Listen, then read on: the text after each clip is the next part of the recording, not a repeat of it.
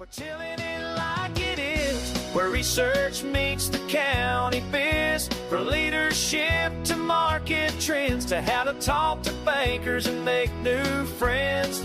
Yeah, we're chilling it like it is, bringing knowledge through the rifts. If it helps your farm, your school, or your kids, you'll hear it here, no politics. We're just telling it like it is.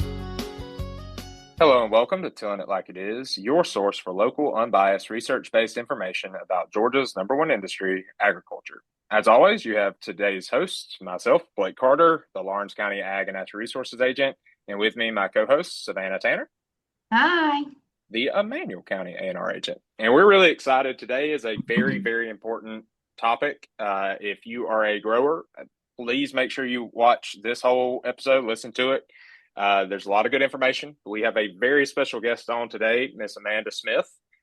She is one of our UGA Ag economists. Amanda, thank you so much for being willing to join the podcast today. And, you are welcome. I'm excited to be part of it. Yeah, and I think there's a lot of good information. Amanda's been working hard and going out in production meeting season and everything else, being called in, and she gave, with the inspiration for this episode actually came, she gave an update at a local county meeting in Burke County just a couple weeks ago. And we were like, man, that was so good. It was so nice. We had to hear it twice. So we wanted to kind of record it and put it out there. So for everybody listening, the suspense is killing you. The topic is going to be talking a little bit about the bridge payments, some of the big, beautiful bill. And we're going to also give a small little farm bill update as we go as well. But we're going to start with probably the most time-sensitive topic, and that's the bridge payments, right? Amanda, what do we need to think about when we're talking about the bridge payments and everything? Okay, so the Farm Bridge Assistance Program, that was approved last year at the end of the year. And yep. I think it was maybe $10 billion for agriculture and $1 billion for row crops, and then $1 billion for specialty crops. So 12 billion total, but 10 is for agriculture.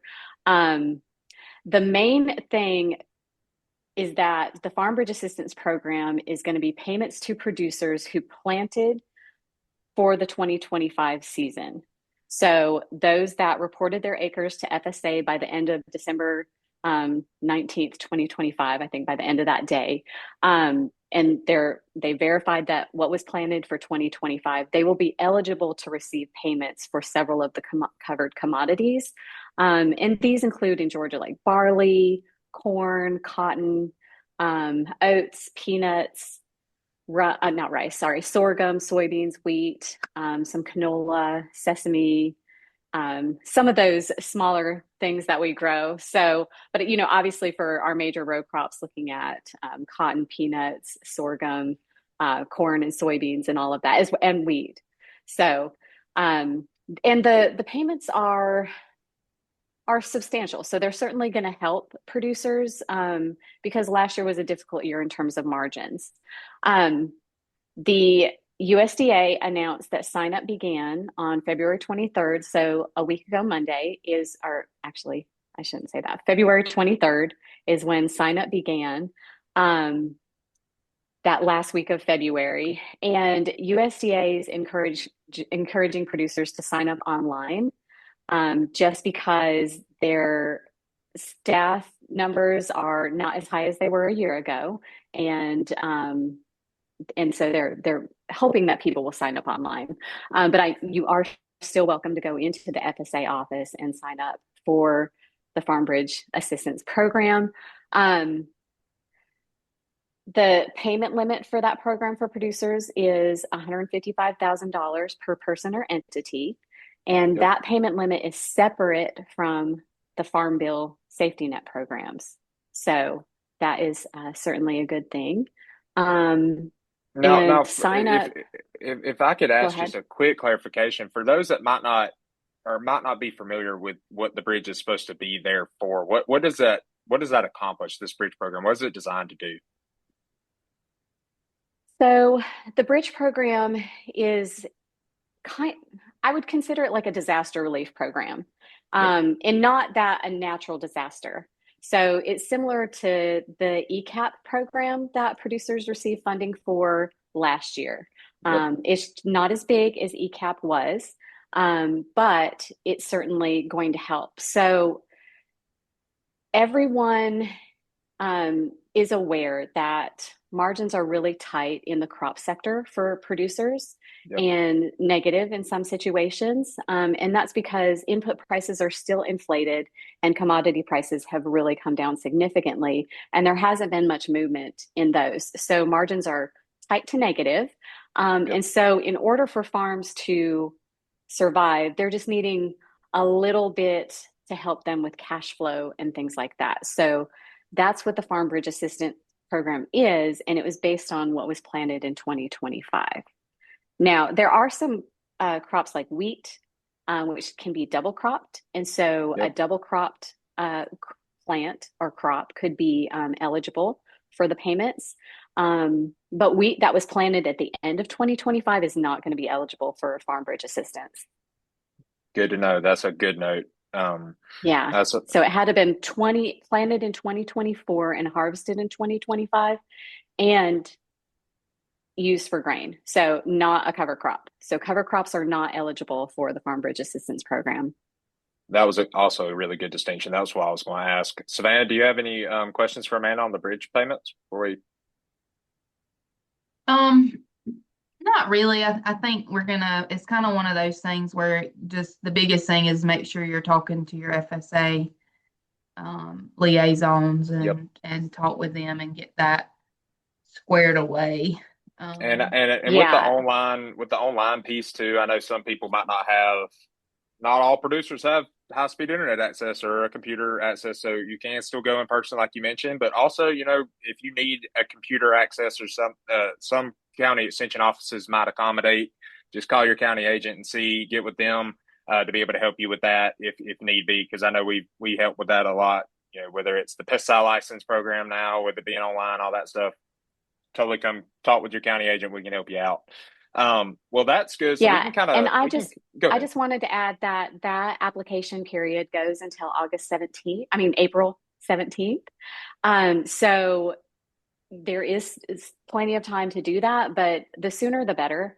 I think with any of those types of programs, go ahead and sign up as soon as you can. The information and data is already there. The payments are posted online on what those will be per acre. And so all you have to do is fill out the application and it should be a relatively easy process. So the sooner the better, but you do have until April 17th.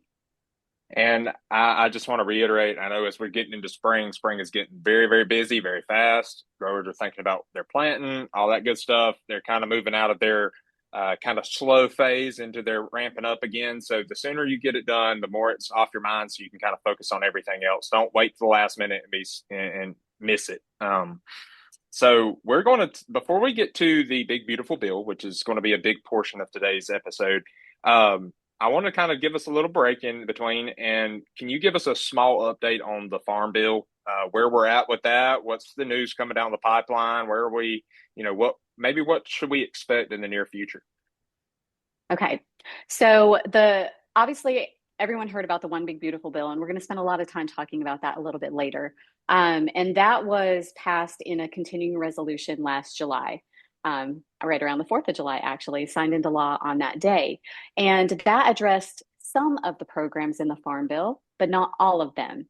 And so there's still a big group of legislators who understand the importance of continuing a Farm Bill and addressing some of the other programs that were not part of the One Big Beautiful Bill. And some of these include the conservation title.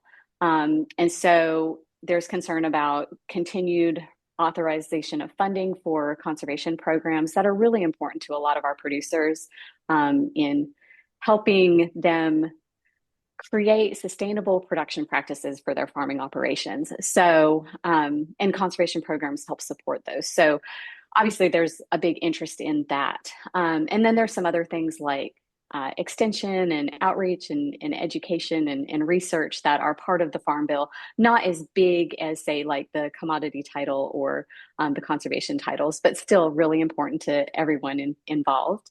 And of course, nutrition there that needs to be addressed. And I think the other thing that they're looking at is the Food for Peace program, and putting that in within the Farm Bill. So the Farm Bill process, it's a long and time-consuming process, but it is a bipartisan process. So you have the House, the Senate, you've got Democrats and Republicans trying to work together on creating a Farm Bill, which used to be renewed every 5 years on average, but the last one I think was signed into law in 2018, and they continued it for 2 years after that, until the One Big Beautiful Bill. But generally what happens is the ag committees on the House and the Senate side will draft up their version of a Farm Bill, and then they have to vote and approve that. And then they bring it to their branch. So it'd be the House Ag Committee would bring it to the House, and the Senate Ag Committee would bring theirs to the Senate, and then they would approve it, their versions. And then they have to come together and modify and adjust and make changes on both sides to come up with a Farm Bill. And then it goes back, and then they vote and approve it, and then eventually it's signed into law. So I say all of that to basically explain how long of a process it is. Yeah. And we're really early in the process. So far for the Farm Bill, the House Ag Committee has put out their language of what they're interested in doing. And they started markup of that language this week. Awesome. The week of March 2nd. And the Senate says that they are planning to work on, the Senate Ag Committee is planning to work on a Farm Bill version of their own in the next few months. So they're not feeling it as high of a priority as the Ag Committee on the House. So that's where we are in the Farm Bill. Well, I'll say, I mean, I think that's at least a little ray of hope for the fact that they are having those conversations, and they're already thinking about it, considering, the last one that was signed was 2018. So it's like, I think the Big Beautiful Bill is kind of a placeholder, and it's a good, like, kind of a bridge in itself to the to hopefully a full-on Farm Bill. But I think that's amazing news. And let's just hoping that we can come together as a government and make some agree on passing the Farm Bill going into the future. So thank you so much for that update. Savannah, do you want to kind of get us started with a little bit, speaking of the beautiful bill? I'm just hoping that they finally go ahead and pass one. Of course, I want to say that, we hope that it is beneficial to our farmers and producers. And sometimes even in a Farm Bill, we kind of get left out when you start looking at all the other factors that go into that bill. But so we certainly don't want to push it, but at the same time, we're how many years past needing a Farm Bill at this point? We're going on 8. Yep. So 8 years now. Where we need one. But again, we've waited this long. We just want that verbiage in there to be beneficial and certainly not detrimental. I think some of our farmers need a break at this point. So, but that being said, we talked a little bit about us transitioning into the conversation about the One Big Beautiful Bill Act. And one of the things that I know that we are talking about in that particular act is base acres. So can you explain a little bit about base acres, and to begin with, maybe not the changes as much as what they are and how they actually work, and then go into the changes that we've made, or that bill made into the base acres? Absolutely. So, and I think that's a really good question and place to start, because base acres are kind of a concept that not everyone understands. So the Farm Bill safety net uses base acres, and the base acres have been historically based on what producers have planted in previous years. And base acres are what we call decoupled from planting decisions. So regardless of what a producer decides to plant, if a farm safety net program is triggered for base acres, then they may get a payment for it. So it's not going to impact planting decisions. So that is helpful in that producers can look at what's going on in the market in terms of input prices and the outlook for commodity prices, what is going on in terms of their ability to access credit, crop rotations, all of those things, and make their decisions on planting and not be influenced by policy. So farms with base acres are able to use the farm safety net to help them with cash flow in times when those programs are triggered, payments are triggered for base acres. So now, if a producer has base acres, they're not going to be paid on all of them. They're paid on 85% of their base acres. So that is another thing to be aware of. So, and that is just, that's just how the law was written. So 85% of base acres, not all of them. That makes sense. Now, can you talk a little bit about when producers are thinking through this and they're thinking about ARC, PLC, things like that? Can you talk a little bit about the pros, cons? What should they be looking at? What should they be thinking about? So there's a lot of things that go into the ARC and PLC decision in choosing which program to enroll in, to enroll their base acres in. So the PLC program is the price loss coverage program. So that is protecting producers from changes in prices. And the One Big Beautiful Bill updated the statutory reference prices for the covered commodities that are in the program to make them more reflective of what current prices are and more realistic to current cost of production.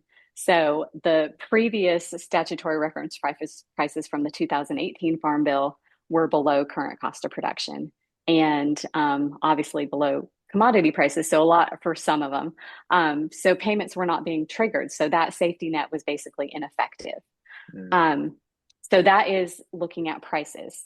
So when producers are thinking, okay, I've got this crop in this base, what is the current price in relation to the reference price that is in there, and are we likely to get a payment?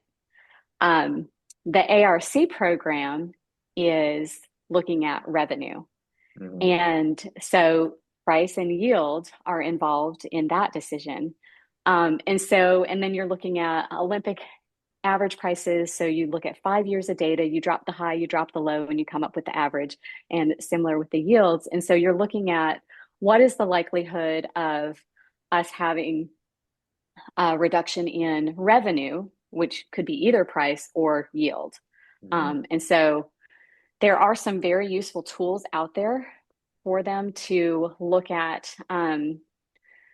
They can plug in their information for their farm as far as yield, like if there's a PLC yield or the ARC program data, and then see the likelihood of a payment happening. So that is really useful. I can share that information with you. Kansas State has one, and they update all of the information for every state, every county, and it's pretty easy to use. So just a little spreadsheet. And it's updated. For last year. Oh, go ahead. We'll link some of this onto the Tilling It Like It Is page for you to access. So Amanda, I'll get with you about getting those, and we'll go ahead and link them directly to our page. The Tilling It Is at uga.edu. Okay, great. For 2025, so recall that the One Big Beautiful Bill was signed into law in July, and we'd already planted our crops, and actually in March, the producers before March 15th, they went to the FSA office and said, I'm going to elect and enroll these base acres into these programs. And no one knew that the One Big Beautiful Bill was going to happen. So Congress said, for 2025, producers will get the higher of ARC or PLC for that crop. So that is good news, because then it, you know, it's like, okay, despite the decision I made, it doesn't matter. I'm going to get the higher of. And so that will be coming this October 2026 for producers. And so the question is, what about for the 2026 crop, or our 2026 base acres? And because of the Farm Bridge Assistance Program, and FSA is also providing producers with an opportunity to voluntarily increase their base acres. Mm-hmm. And so that's going to be a lot on the FSA staff. So for the 2026 year in the decision, it's obviously not going to be March 15th of 2026. So according to the Federal Register, producers will know what their production is going to be in 2026 when they need to elect and enroll ARC or PLC for their base acres. And the voluntary base, that the increase, those are eligible for 2026 payments. So that leads me to believe it's going to be later this year, obviously not this spring before things are planted and things like that. And obviously base acres are decoupled from planting decisions, but producers should have an idea of what yields are looking like if they're looking at the ARC program. They should have an idea of what prices look like if they're looking at PLC. And so that will help them in making their decision for the 2026 base acres. So that's helpful, I think. Now, Yes. the part that isn't helpful is that we don't know when that's going to be. So FSA will announce when that sign-up period is. And the other thing is producers need to sign up during that period. So if they want to receive a payment in 2027, excuse me, they need to sign up for the 2026 crop, or sign their base acres up for ARC or PLC. Otherwise, they will not get a payment for 2027. So they do need to sign up. In the meantime, what should producers be doing to prepare to change those, since it has been so long since they've been able to do that? To elect ARC or PLC? Well, to change the base acres. Base acres. Oh, okay. So we're going back to base acres. Oh, all right. sorry. So no, that's okay. No, that's okay. So, all right. So for the first time in a very, very, very long time, I've been at UJ almost 2 decades. And throughout my time here, there's never been an opportunity to add base to a farm. And the One Big Beautiful Bill is allowing producers to increase base a total of 30 million acres in the US. And that is going to be based on what was planted 2019 through 2023. And so this means producers who've never had base, if they planted covered commodities during that 2019 through 2023 period, they could be eligible for new base. Or producers who have base could increase their base acres if they planted more than they have base acres. The additional acres, like all of that information, FSA already has that information because they know what was planted as far as reported to them during that time period. So the additional acres are going to be automatically allocated to eligible farms unless the landowner says that they don't want to receive them. But I don't know why a landowner would want to do that, because this is an increase to the safety net, an increased opportunity to add base. So it is a decision by the landowner, so that needs to be clear, but it will be automatically allocated to them. Now, the timing of it, we're not sure exactly what day that is, but these acres are going to be eligible to participate in the 2026 base programs, ARC or PLC. Now, thinking through, like, I know we jumped back to the base acres, but going back to the ARC and the PLC, like your original train of thought was going, what should producers be thinking about? What's the best way for them to be preparing to make decisions and make sure it's the right choice for them? I know you alluded to it and kind of talking a little bit, but are there some key things that a grower just needs to really be paying attention to outside of just the bottom line of one being better than the other one? Is there something that might gravitate one to the other? Is it better for a smaller farmer to be ARC or PLC or whatever the case may be? Are there any kind of stipulations they need to think through? So I think the ARC PLC decision probably, I don't know if it necessarily matters on the size of the farmer, but it's probably more which commodity. So what they're going to want to do is look at, there's a tool out of Texas A&M that we've used before to help with the ARC PLC decision, or the one out of Kansas State. Kansas State, right. A couple weeks ago, we had reached out to Texas A&M and they said they had not updated theirs yet, but K-State's is current and updated now. So I think the decision is going to be more based on the commodity. And the cool thing is that with ARC and PLC, it can be on a farm by farm basis and commodity by commodity basis. So it's probably going to vary by farm, but looking at what the prices are in PLC now, and do not take this as advice, because things can always change, but looking at the breakdown and county by county, everything can vary based on like what county yields are, all of that. But looking at some, it leaning probably just because current price or the past several years prices for cotton and peanuts, probably leaning more towards PLC for those, and maybe leaning more towards ARC CO for corn and soybeans.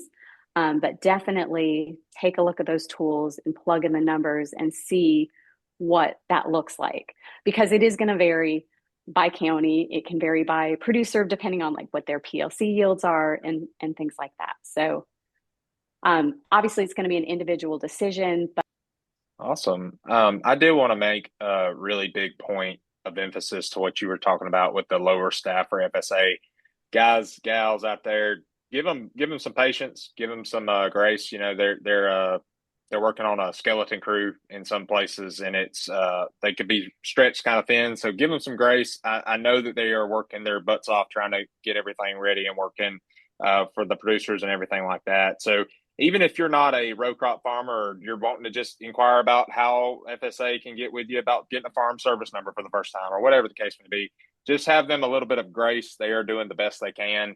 I do want to give a shout out to our local folks at our Lawrence County office. Adam does a great job. So I know if y'all contact them, they will help you any way they can. But Savannah, do you have any final thoughts for Amanda before we sign off on this segment?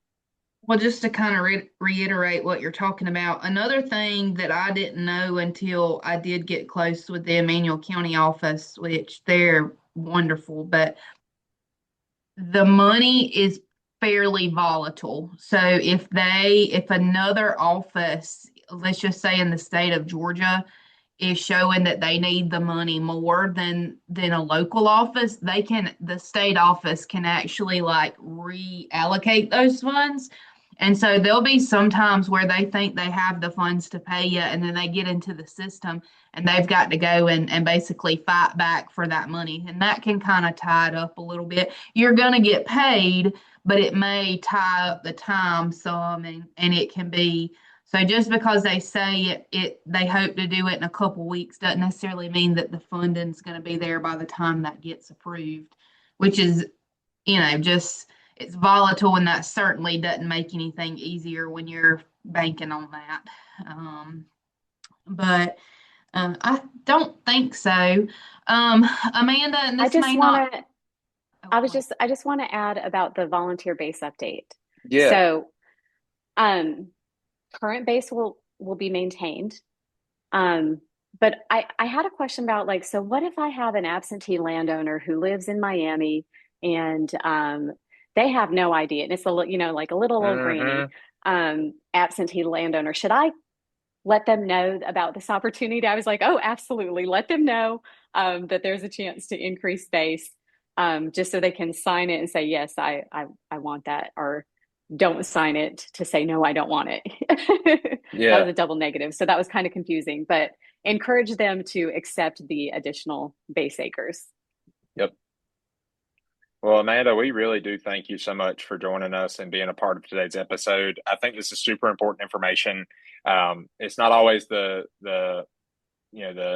most appealing topics to kind of talk through because it can be a little boring here reading updates on policy and things like that. But I'm just so thankful we have a resource at UGA like you with your knowledge and your connections to other universities and specialists as well, just to help us keep updated. So thank you so much for joining us. We really appreciate it. I'm also You're going to welcome. put a plug in for Amanda and one of the resources that she puts out pretty regular, or not just she, but a group of guys, the Southern Ag Today website. Yep. Amanda works with that, and that my understanding is that's extension specialists across the Southeast, and specifically the Economist and things like that. And it is a wonderful resource to keep you up to date on what's going on with all of these things. And so, again, we're very blessed to have Amanda and Dr. Lou and Guy Hancock as well that are very active from an extension standpoint, on keeping the producers of Georgia updated on finances and economics. So thank you, Amanda. We Yeah, appreciate I it. want to I want to add about Southern Ag Today. It is extension economists. So very easy language to understand. Yep. And we're all from the Southeast, land grant universities. And so we actually tell the story of Southern crops. Yep. So there are some other ag economists from different places, like the Midwest, and they have news too, but they focus more on corn and soybeans. So we're also telling the story about cotton and peanuts and rice. And I think, rice is obviously not relevant to Georgia, but it is to the South. And sharing that story because it's different and the production practices are completely different. The economics are very different. So it's good to have that voice out there. So thank you for adding that plug, Savannah. It's very helpful. I get emails from it, but then I usually look at it at least once a week just to see. So we get a lot of, maybe not necessarily questions from it, but there's a lot of conversation about it, when we're at production meetings and riding with a producer and things like that. And that I just like to stay at least somewhat up to date on some of these things. Even though it's changing every 30 minutes, it seems like in some scenarios. But that being said, again, we thank you, Amanda. We're going to transition a little bit into some upcoming events. So this is your ag agent plug for your pastures and hay fields. If you have thistle, or Pete, if you have thistle that you want to treat, please contact your county agent today before the middle of March because we really need to be doing something in regard to that. This is also your reminder from your county extension agent that even though it is absolutely beautiful outside, and I am so excited that the temperature is over 70 and the sun is shining, and I just thrive. I'm like a lizard in heat and sunshine. It is too early to plant most of your summer garden. That does not necessarily include potatoes. However, it is too early to plant your tomatoes and your bell pepper and your jalapenos and things like that. So please remember that. I want to throw in about turf grass real quick because I've been getting a bunch of calls. We're kind of on that line where we are warming up, and I got a call just this week, and I think this is a good example. During dormancy, we can spray certain chemicals on top of like Bermuda grass, for instance. We can do atrazine. We're getting into the point where I'm a little weary of going out there and treating that with atrazine. I think we're a little too far gone from that. Georgia's weather is a little bit unpredictable in terms of how warm we'll be or how cold. But if this week's any indication, if you were thinking about, hey, maybe I can still get away, maybe my grass is dormant, I would be very cautious on the Bermuda from the atrazine standpoint. From your St. Augustines, your centipede, and your zoysia, I think you're good to go. You can still treat it. I would probably go with a granular over a liquid just because we're wanting that pre-emerge control as well as we're starting to warm up. So if you don't have something out there in your turf, definitely contact your local county agents. We can still do soil samples. It's not too late for that. We can do soil samples year round anytime, but definitely want to get y'all set up before we get into the what we call green up. And March is still, people think spring, we think warming up, but we do have late freezes in Georgia. So just be mindful of that and don't get too excited just yet. Also, do not fertilize your hayfield. I repeat, do not fertilize your hayfield. It is entirely too early. If we get a cold snap, you are going to regret it because you're going to have trouble getting that Bermuda grass back up and growing. So don't waste your money fertilizing with nitrogen on your hayfield. That being said, upcoming events. Those were your fun little agent plugs, but we do still have production meetings going on. Those will go on for another couple weeks. Probably winding up the end of this week that the recording will be posted. That being said, March the 10th, I have a pecan meeting with Jenkins County in Emanuel County at the Cannon plant. There are some others of those going on. You can access those at the UGA Extension Pecan blog, but you're certainly welcome to come to the one in Emanuel and Jenkins County if you'll just give us a call and let us know. March the 13th, there is an equine short course in Rutledge, Georgia. You'll want to contact the Morgan County Extension Office or the Jefferson County Extension Office to find out more information about that. March the 18th, we have the Midville Cover Crop Field Day over in Midville. You can contact the Burke County Office for more information on that. On March the 19th, we have the New World Screwworm Preparedness and Response webinar. That is a free webinar that you can access the link on our Facebook page, on our website, and then also the UGA Beef Facebook page to sign up for that. March the 27th, we have the Blueberry Field Day down in Alapaha. And then March the 4th through the 31st, if you are going to be applying Ingenia Strix, which is the previous XtendiMax, or Tavium this year on your cotton or soybeans, you do have to have a pesticide license. So farmers, if you have an employee that is spraying your dicamba products on cotton and soybeans, they do have to have a pesticide license this year. In addition to a pesticide license, anybody that is applying Ingenia Strix or Tavium will also have to take a Using Pesticides Wisely course. And so those are going to be strategically located throughout the state. Get with your county agent to find out when the meetings most local to you are. But as always, please let us know if you need anything. Blake's got one more thing. Yeah, I was just going to put in a plug for our local pecan meeting too. I know y'all have y'all's on, what day did you say, Savannah? The 10th? March the 10th. Mm-hmm. We have ours 1 week after that. So March 17th, we'll be in Johnson County at the Young Farmers building there. You can call either the Johnson County Extension Office or the Lawrence County Extension Office to register or sign up for that, just RSVP, so we can get a head count for food.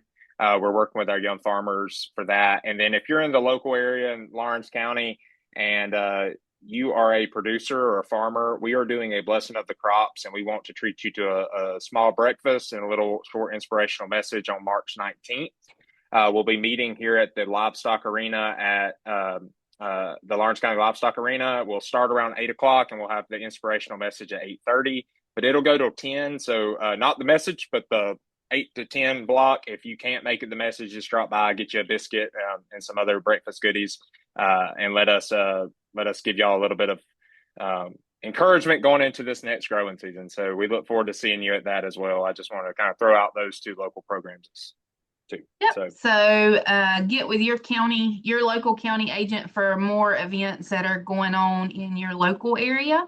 And that being said, we appreciate everyone. Amanda, we appreciate you. and everything that you do. And I appreciate all of our farmers. You guys stay safe out there and keep tilling it like it is.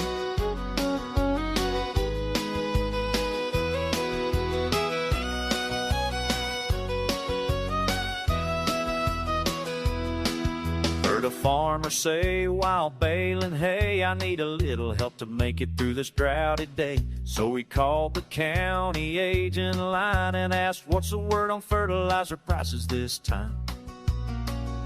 From the small towns to the fields we roam, we keep producers growing strong close to home. We're tilling it like it is, where research meets the county biz. For leadership to market trends, to how to talk to bankers and make new friends. Yeah, we're tilling it like it is, bringing knowledge through the rifts. If it helps your farm, your school, or your kids, you'll hear it here, no politics. We're just tilling it like it is.